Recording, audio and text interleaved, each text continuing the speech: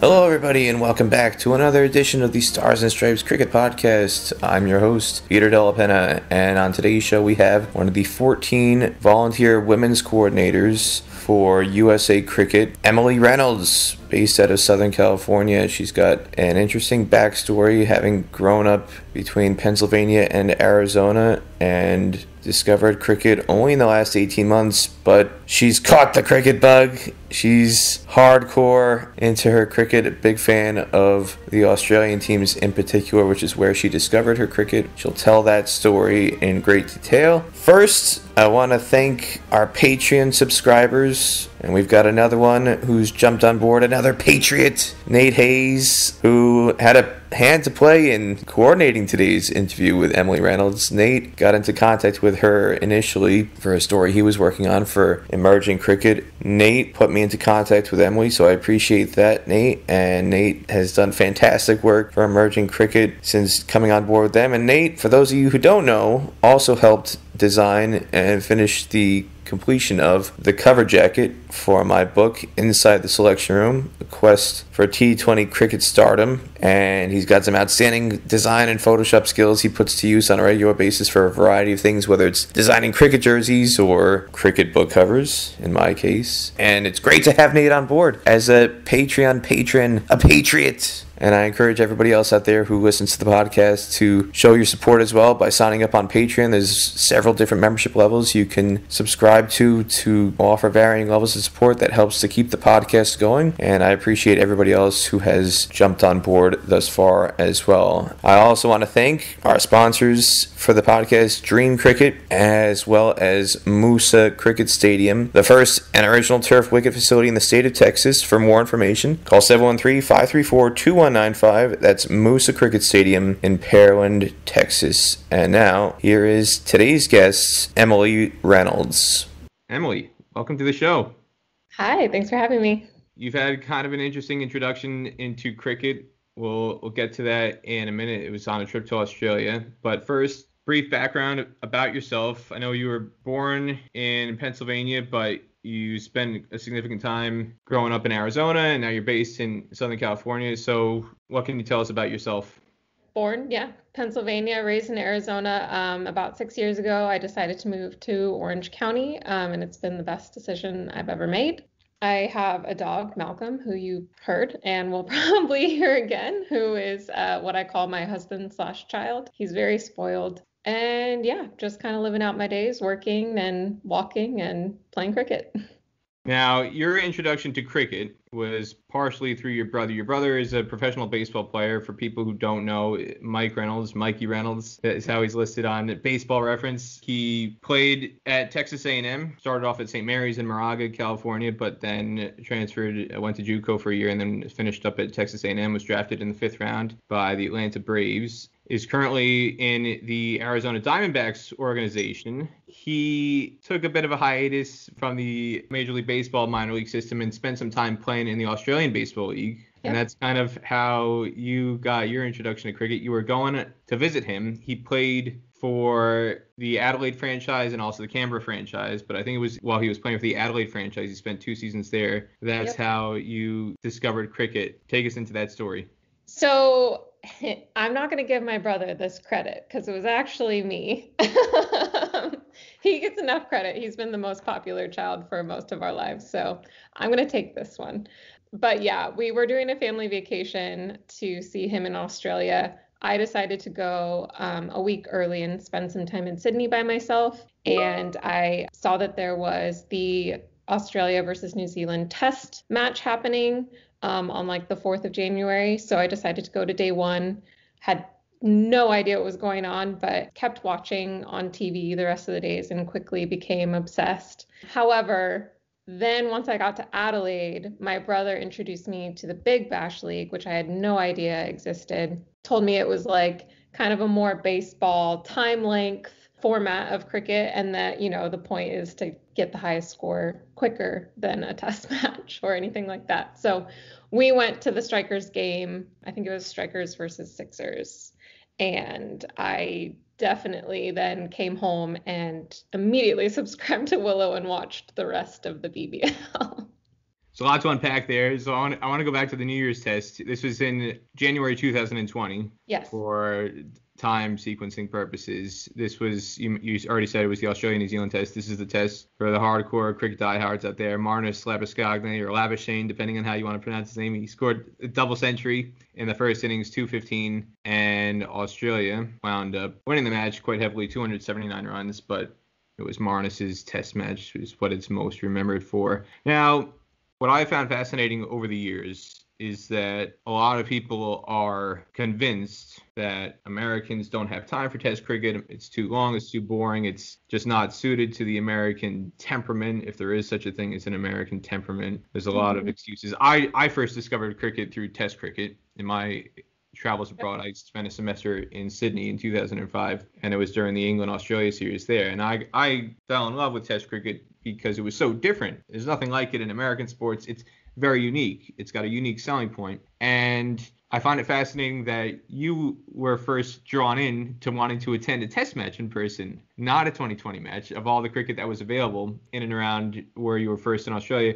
So I guess what was it that made you want to go see a test match in person, and then after seeing it in person, going to a day's play, not just turning it off and saying, oh, this is too much, I don't want to have anything to do with this, but as you said, you came away from the test match for the day's play that you attended, and then instead of going around in Sydney and seeing all there is in Darling Harbour and the Circular Quay and all the other wonderful parts of Sydney, what did you do? You stayed in your hotel room and you kept watching test cricket on the TV. I did, yeah. Yeah, I can't say that I meant to pick test cricket. I think I went on like travelaustralia.com or whatever and saw that what events were happening. It was like test cricket, this is like the New Year's Eve test or New Year's test. And I was like, that sounds cool. Let's do it. But I think like walking away, well, it was a really hot day there, so I was not prepared for that. However, the beers were very cheap. I remember that. And the people were very sweet and welcoming to someone who had no idea what was going on. But I do have to say, if you're ever going to go to a sporting event in Australia, it tops the American experience. You get like free sunscreen, free water, $5 beers. They're passing out candy. It's great. But yeah, I think just sitting there and kind of being like, what am I watching? Like, what is the point of this? To then spending the next day in my hotel room watching and listening to the commentators and understanding more like how much strategy actually goes into the game. And you have to make a calculated move in order to stay in the game. And I think that that's what really drew me into cricket, is just relating it back to baseball. Like if you hit the ball, you have to run, whereas in cricket, you don't. And I just think that's super exciting and like challenging because you really have to think on your feet at every point in the game. There's a lot of elements to cricket strategically that I find different ways of relating, and baseball is one. There's a lot of things outside of baseball, though. I mean, just from a very basic point, growing up as a backyard game, you didn't play full on like baseball. You would have running bases is what we called it. It was just lobbing the ball back and forth, and by the third time, if the ball wasn't dropped or the ball didn't get away, you had to run. So there was just this element of it was literally just running in a straight line back and forth. And so when I first saw cricket, it kind of took me back to my childhood, and I was like, oh, there's an element of running bases to this. There's strategic elements that you can take out of football. I think anybody who's an NFL fan out there, just the strategic elements and just the overarching range of possibilities that exist in cricket in a sequence of play and the number of options that are available. I find it very relatable to NFL and the myriad of plays that can be called offensively and defensively. There's just so many things, so many possibilities that can be drawn up, and there's this very, very cerebral element to cricket that makes it very comparable to NFL for me. And then tennis. Tennis is another one where, again, you're playing the ball off the ground. And so in tennis surfaces, the way the ball reacts, whether it's on a hard court or a clay court, right now the French Open is going on at the time of the recording anyway.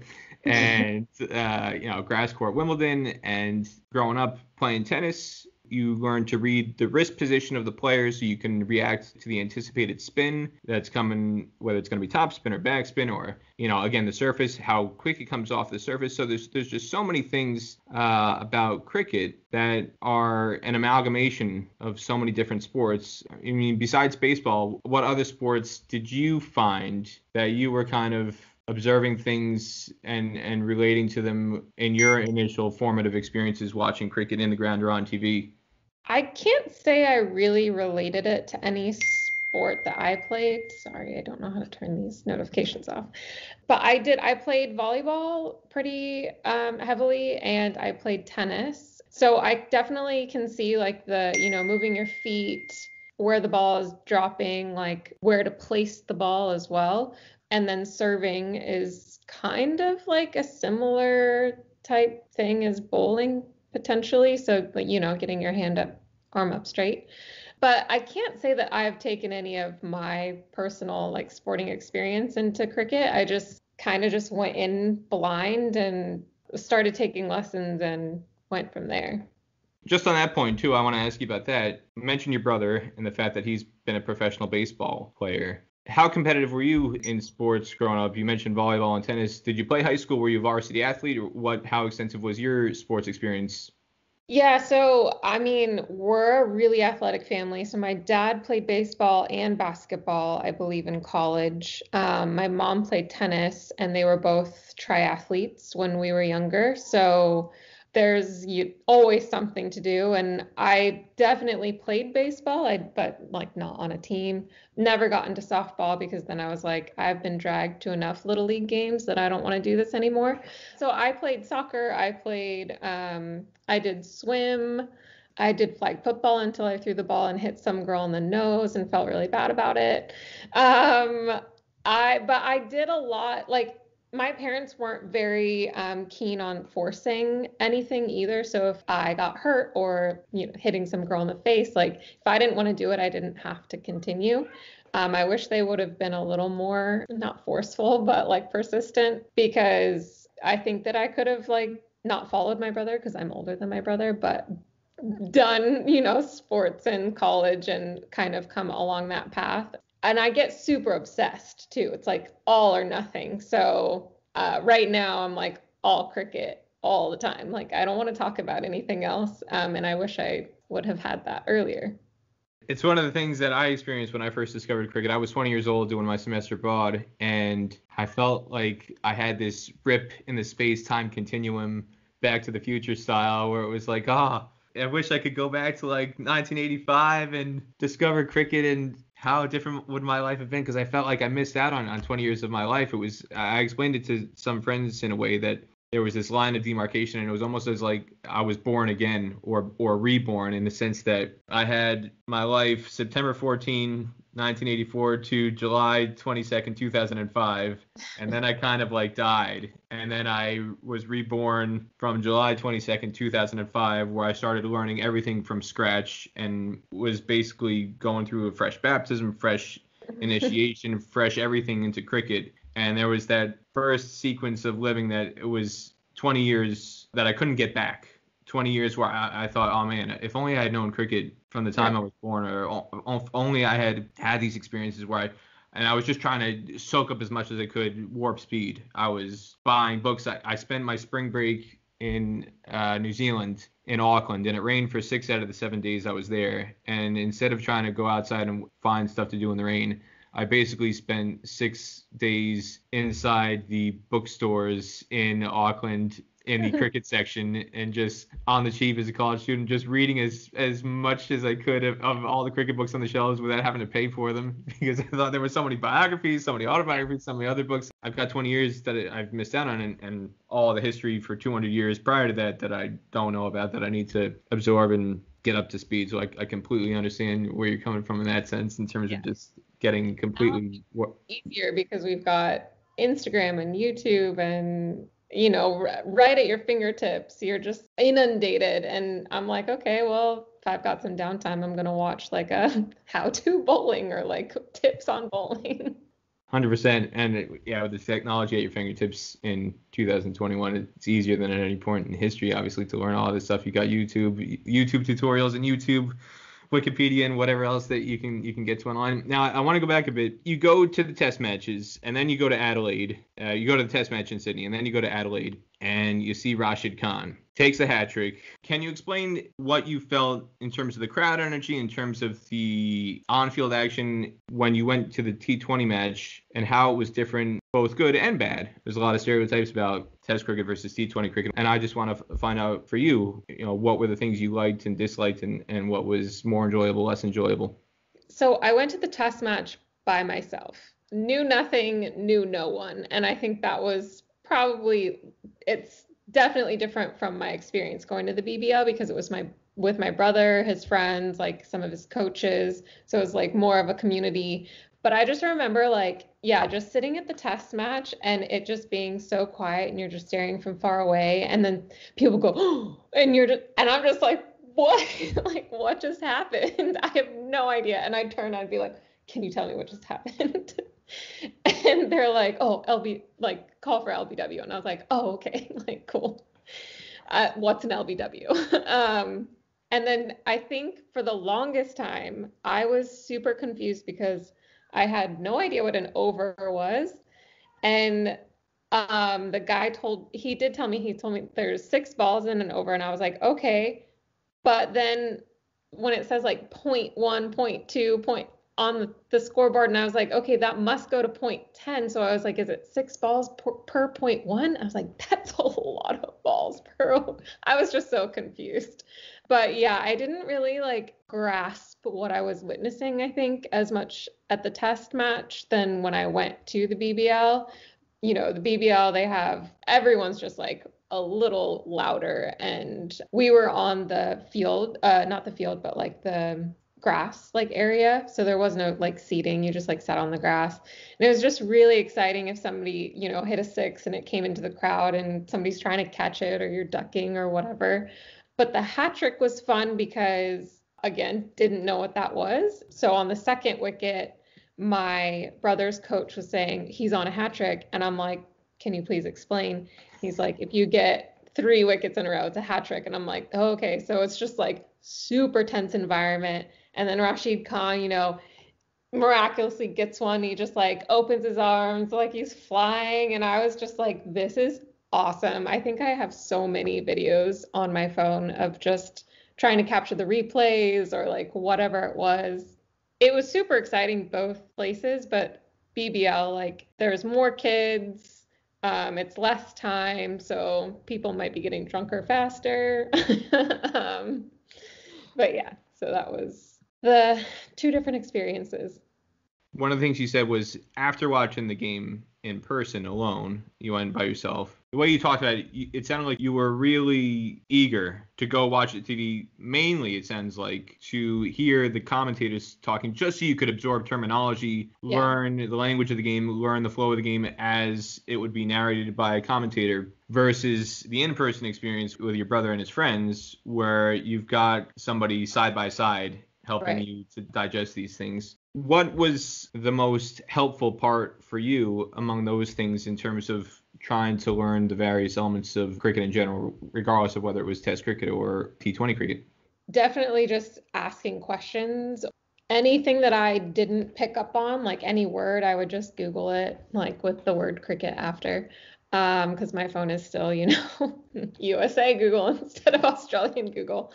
Yeah, I think just to be able to talk to someone who played the game before, my brother's baseball coach actually played cricket for a while. So a wealth of information, and then being able to also just look up a video on what that means, or how many different ways that you can get somebody out, and just trying to engrave it in my brain so that I can save it for later.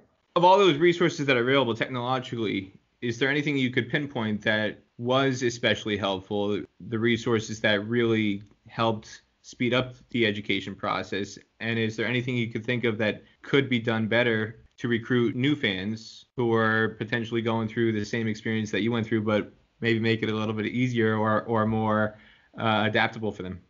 Yeah, well, honestly, The Willow subscription was A+ until they took away like all of my international games, and I was like, I don't want to watch the PSL, so bye. Sorry, Willow.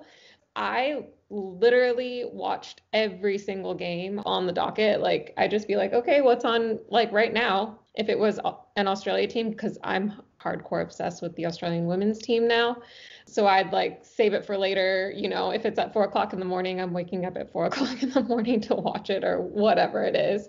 But honestly, just Instagram, there's like a bunch of different cricket lover type accounts that have a bunch of cool posts every day on different terminology and like how to grow your game and stuff like that. Willow, yeah, I mean, honestly, it was the commentators, and it was just going on Instagram, learning the players, just Googling random terms. I didn't really like read any books or anything like that. But I think for USA Cricket, I just think like an app of some sort with a dictionary or like any local clubs or, local players, so that you kind of hone a community yourself, would really be helpful here in the US, because no one knows it. I literally go around in my Cricket Australia hat and people are like, cricket?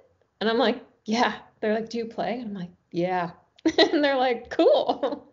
So I think that it's out there, like people want to know. But yeah, like you said, it's not quite easy here. So I think that's what they're working on though, which is fun and exciting to be a part of.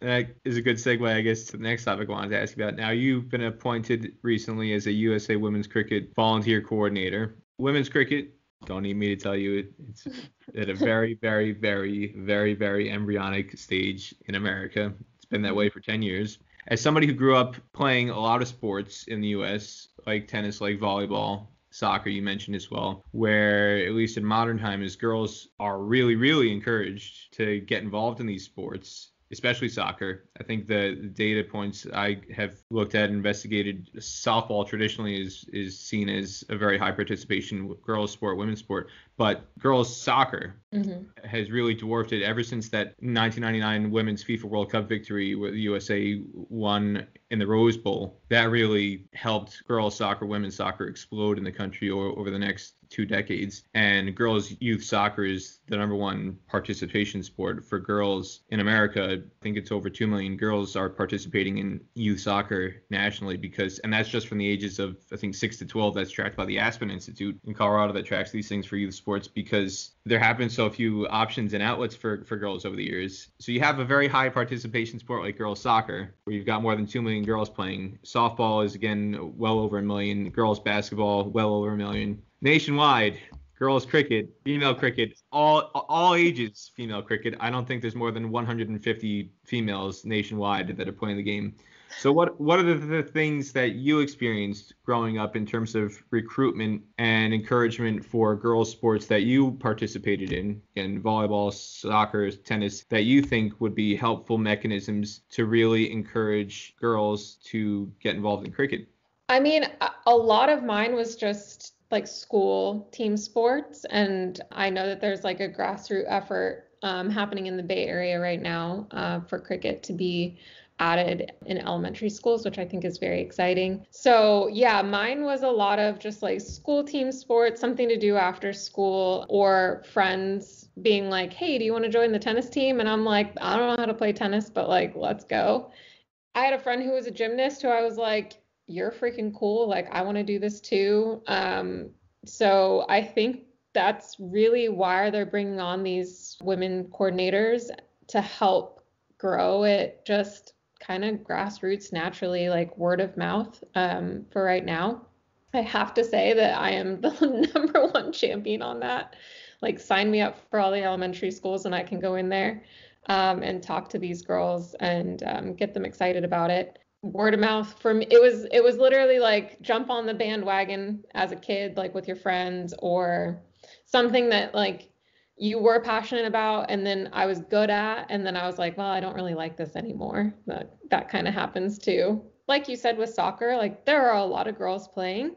However, it dwindles quite a bit because there's not a lot of like professional outlets for that. So I think that just worldwide is going to be a thing for women's sport. but Australia, England, doing some really great things for cricket to have them play professionally and get paid for it. So we'll get there. Before we continue, I just want to remind everybody that the Stars and Stripes Cricket Podcast is sponsored by Moosa Cricket Stadium, the first and original turf wicket facility in the state of Texas, located at 5515 McKeever Road in Pearland, 5 miles off the Bailey Road exit from State Route 288, a half hour south of downtown Houston. Moosa Cricket Stadium includes fully enclosed locker rooms, plus shower facilities after a day's play, as well as outdoor nets for all your training needs. Aside from the main turf stadium ground, there is now a second ground at the facility open for use. For more information, call 713-534-2195. That's Moosa Cricket Stadium in Pearland, Texas, the first and original turf wicket facility in Texas. One thing you touched on there in the last answer you gave, Emily, is something I think that's quite often overlooked, and it's a very crucial factor, just the social element of participation. A lot of youth sports, it was like this for me, it was like this for you, you just said it, highlighted it in a very significant way. At that age, at a youth sports age, a lot of kids, why do they play? Why did I play street hockey in my neighborhood? Because it was what all the other neighborhood kids were playing. Yeah. And you're playing what the other kids are doing, you're playing what your other friends are doing.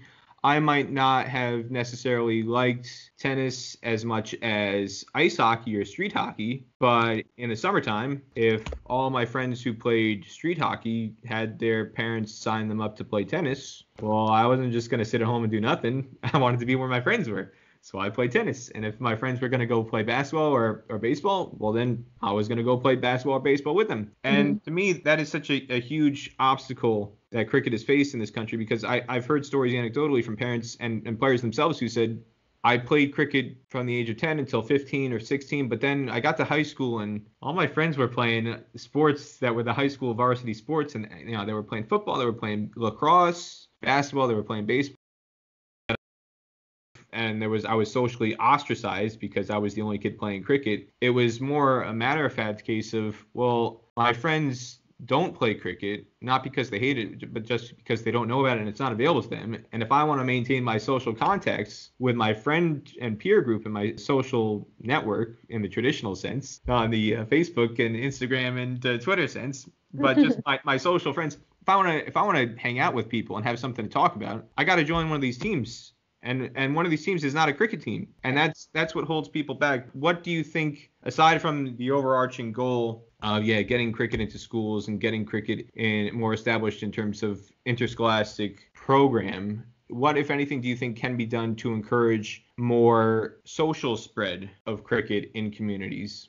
I'm going to back up a slight bit before I answer that question, but I don't know how many people know this, but I'm in my 30s, so older. I don't have a lot of influence on my friends playing right now. However, all of my friends have been super excited for me to play and have been if you're ever in a match, let's go down to San Diego. We'll get an Airbnb and we'll watch you play. And I'm okay, you're going to be really bored, but how sweet. I talk to my neighbors or just friends that I haven't seen in a while. And, the topic comes up of what have you been doing? And then they're can you tell me a little bit about cricket? And then we talk for 30 plus minutes on different rules. So even at my age, there are opportunities for adults to get included and learn about cricket. I was actually just talking to a coworker who is Australian, and she was I've played cricket, but it's really beach cricket, and I've got a beer in my hands. And I was perfect. We live in Newport Beach. Let's start this. If we need to start, a beach game to get people excited about it, let's go. During my interview for USA Cricket, and I hope I can say this, but they did ask me kind of the same question on what would you do? And I was any of the parks around here that aren't really utilized during the weekend, pop up some big screen, put on a game, have some popcorn, send out flyers, try to get families there. And honestly, especially for little girls, and even just for me, I see these incredible women throwing their bodies around to get a ball, catch a ball barehanded. And I'm just amazed at how amazing they are. I think that if girls could see like cricket is actually a really tough and challenging sport, and also there's a lot of international avenues for them to go down, travel and everything, I think that's the cream of the crop right there. We could get a lot of converts from softball for sure. For me, it's like all community right now, throwing events, going to schools, just talking about it. And eventually, like, I've only been playing since October. I have 2 coaches, but I hope one day to like, have a camp or some sort of weekend thing that kids can show up and learn and have fun at the same time. Couple things to unpack there, but you mentioned beer, popcorn. There are so many things about enjoying cricket as a spectator that, again, I don't think get hyped up enough or promoted enough. And you just hit on one of them. There shouldn't be anything embarrassing about having fun. Literally, just having fun watching a game and, yeah, having a beer, having a popcorn. You don't necessarily need to be watching and glued to every single ball. You can have a chat. You can be social. That was one of the things that, again, when I first discovered cricket, I thought was wonderful, and it wasn't really articulated well enough. About, yeah, you're there for 7 hours at a test match day, but you look around you and there's beer snakes being created, and there's people who are asleep and bored. There are people who are like on the edge of their seat for everyone, but not everybody is. And some people bring a newspaper. Some people will read a book. I mean, in the Women's World Cup back in 2017, the 50-over World Cup, there was a hubbub about Mithili Raj, the Indian batter and captain at the time, who, before she would go into bed, she'd have a novel in her hand. She'd be sitting on the boundary reading a book. And that was her way to decompress and release some of the tension and stress and just take a step back. And, I'm not going to be focused on every single ball because it's just too intense and stressful. I'm going to read a book. I've been to cricket matches. I'm sure you saw when you were at some of the matches you were at. There's people out there reading a newspaper, reading a book. They're not really paying attention to everything. There's so many things you can do at a cricket match to experience cricket that don't necessarily have to do with the cricket itself. Mm-hmm. And you just brought up a couple of them. Now, one of the other things you mentioned, again, promoting women's cricket and girls cricket specifically, which is your role. And you also touched on earlier, you said you're obsessed with the Australian women's team. Just after your experience in Australia, they went on to win the T20 Women's World Cup. I cried. And there are so many great role models in women's sports in America that people can look up to, whether it's Serena Williams in tennis. You can think of, I think, Sue Bird, and however many you can come up with a zillion, Elena Della Donna, and players in the WNBA, Tamika Catchings, and all the legends, Rebecca Lobo from UConn basketball and Tennessee basketball and all that in those dynasties. But there are equally some tremendous role models in women's cricket. Now, they're not as visible in the USA just because of the stature of the USA women's program at the moment and where they are in the global rankings, and they haven't made it to a World Cup. But you've got role models in women's cricket, in Australia specifically. What about the Australian women's team specifically, whether as a team or individual players or characters in particular, drew you to them and made you such a hardcore fan of the Australia women's team? Yeah, their personalities are like just epically fun. I love when they put the microphone on them, during parts of the game. And if you put that microphone on Alyssa Healy, I guarantee you're just going to be cracking up the whole entire time. She has the most fun and it seems like she's not serious about it, but she totally is. And that's what I love about her. She's just giggling the whole time. And I mean, I probably could list all of the women on the Australian team, but I definitely latched on to Elise Perry specifically for fast bowling. But she's also, like, I think the only female to play soccer and cricket on a national level for Australia. So she's just like the bomb. Like, she's a super freak athlete. She's just one of a kind. Yeah. So I cried when she like tore her hamstring during the one game and couldn't play anymore. I was just like, oh. But yeah, Meg Lanning, Megan Shooter. No, they call her Shooter. Yeah. Just all of them. Like Nicola Carey.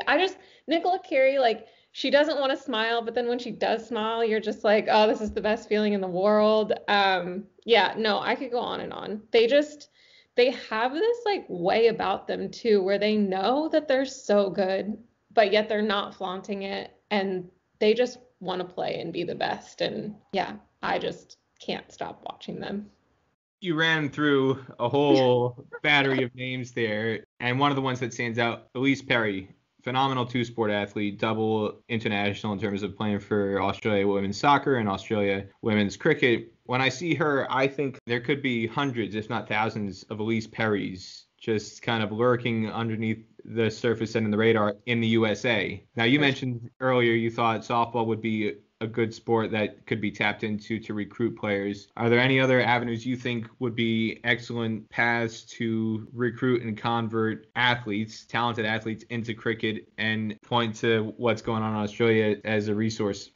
Yeah, I mean, I haven't given that a lot of thought, but I would say probably like lacrosse, because I actually didn't know what lacrosse was for the majority of my life because we don't play that in Arizona.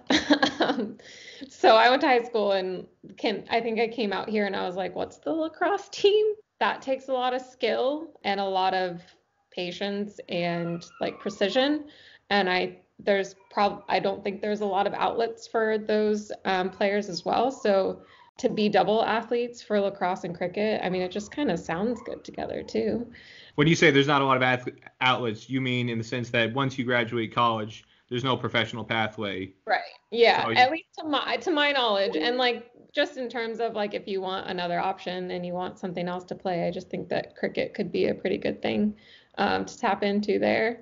Any sport that's oversaturated, there's going to be so many players who are so good but don't get seen. And I'll bring this back to my brother. Like, my brother is an excellent baseball player, hardworking, has been playing since he was like 6 years old or 5, however, young that he could catch. He's smaller. He's like a Derek Jeter, and he doesn't always get taken seriously. He really has to make a splash, but he's a very talented player and has continued to play throughout like his whole entire life. Similarly, I'm sure there's other athletes out there, baseball players, softball players, soccer players, anyone who's like on a team sport who is a really good player, but that's getting overlooked. Like, let's just take them onto our side. Don't see why not. Just a quick aside about your brother. In 2018, playing for Adelaide in the Australian Baseball League, he actually won the batting title, batted 366 in 28 games in the Australian Baseball League, and he batted 332 for the independent league, St. Paul. I don't know is it the St. Paul Saints or is it a different St. Paul that he was playing for? I think it was the Saints. Don't quote me on that. One of the famous teams in independent baseball. Batted 332 for the St. Paul Saints in 54 games in 2020. And most recently, he's been signed to the Arizona Diamondbacks AA affiliate in Amarillo, Texas. And at the time of recording, batting 303 with 2 home runs and 11 RBIs in 9 games. As somebody who has spent quite a significant time in the minor league, he's definitely got skills. Mm-hmm.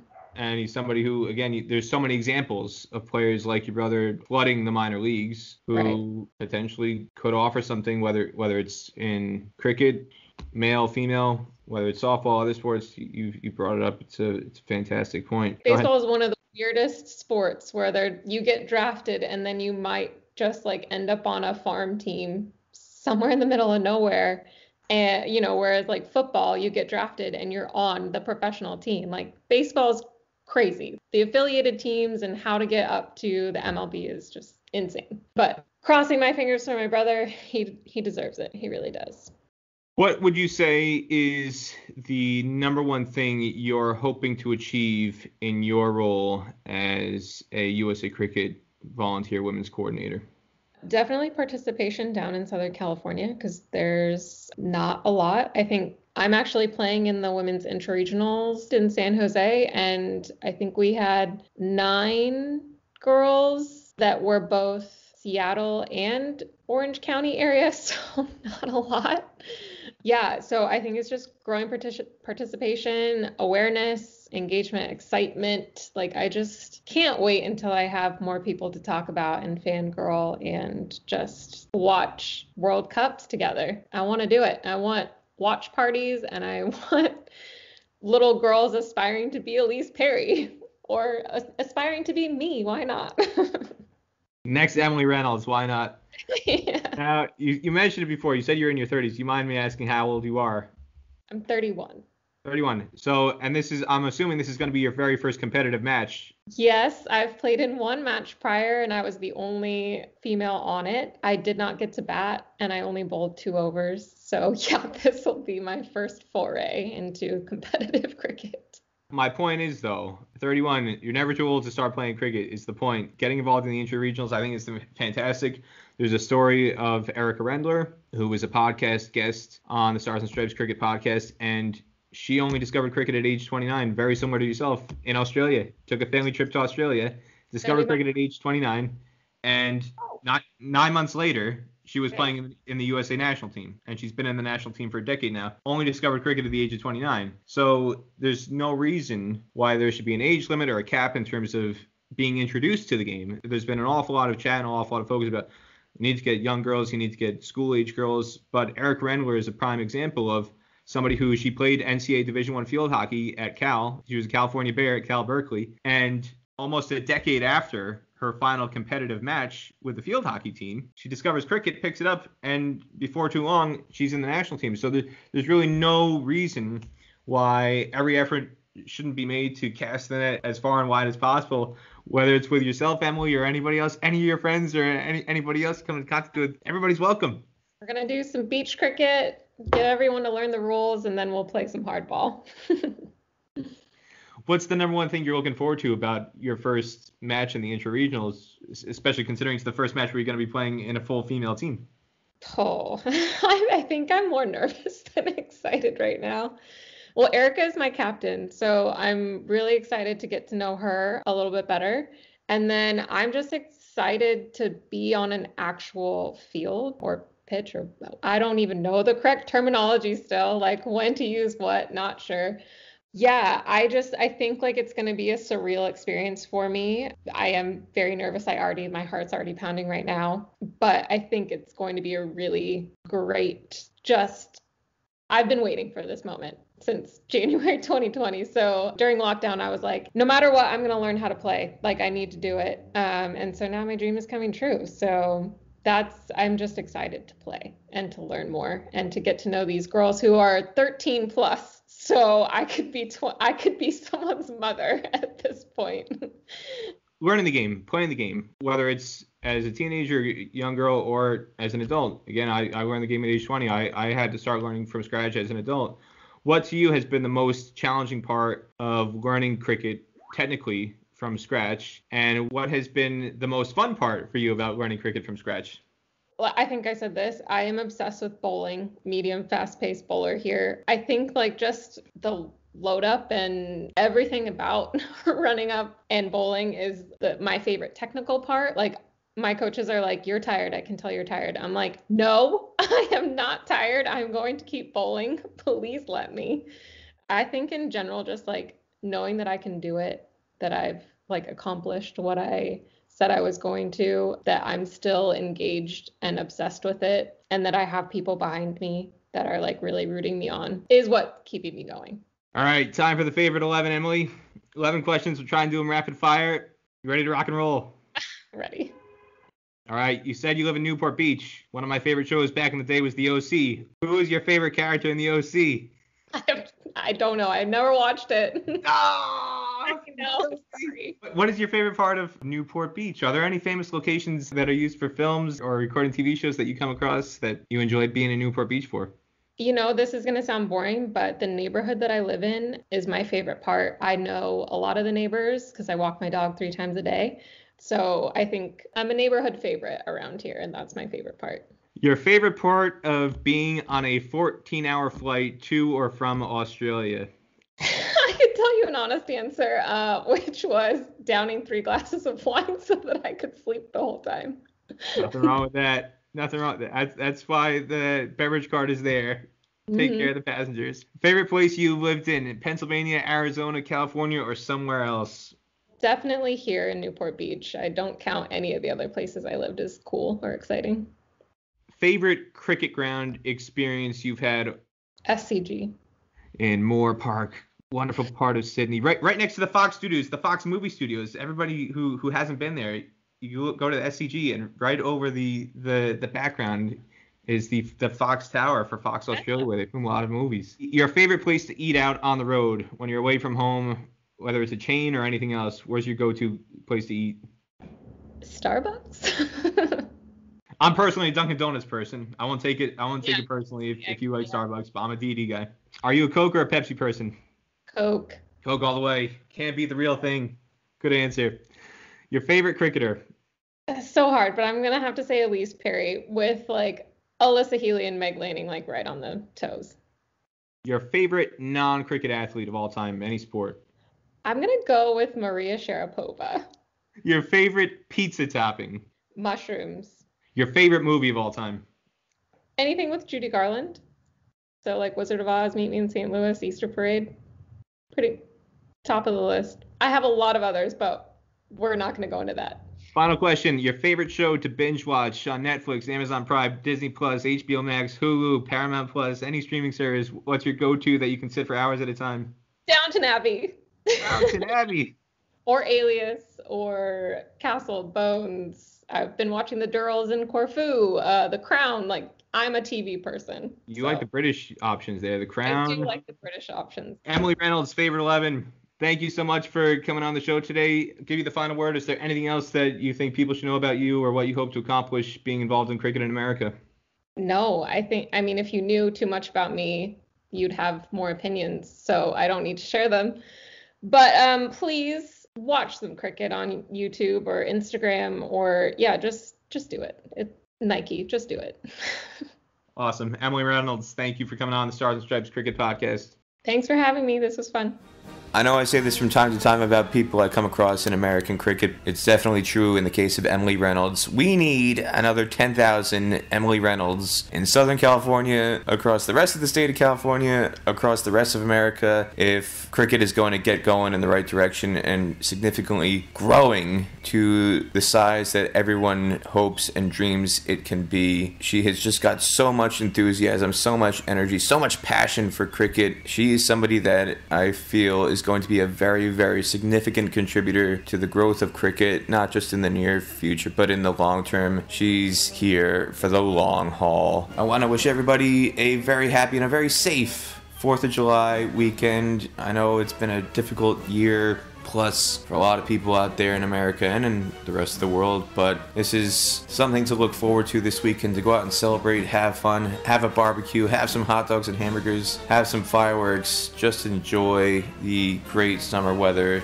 and take a few moments just to sit back and appreciate how great of a country America is and the wonderful opportunities it provides for so many, not just in general, but in particular in the American cricket community. That's it for today's show. I'm Peter Della Penna, once again reminding everybody, God bless America and God bless American cricket.